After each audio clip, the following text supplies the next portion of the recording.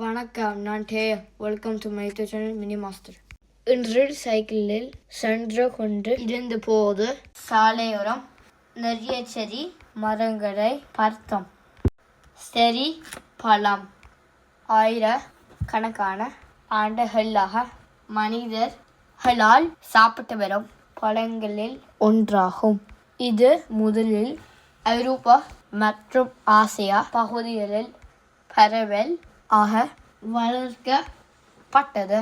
இது vitamin C, anti accident மற்றும் நார்ச்சத்து அதிகம் ஆக இருப்பதால் உடல் நலத்துக்கு மிகவும் நல்லது.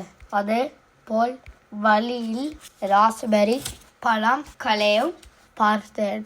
ராஸ்பெரி ரோஜா குடும்பத்தை சேர்ந்த ஒரு பழம்.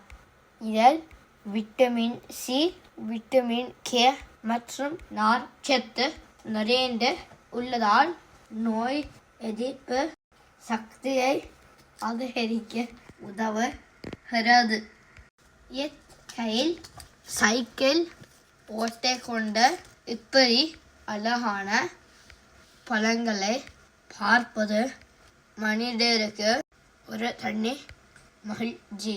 மற்றும் ஒரு காணொளியுடன் உங்களை சந்திக்கிறேன். மறக்காமல் இந்த சேனலை லைக் சப்ஸ்கிரைப் பண்ணுங்க. பாய்.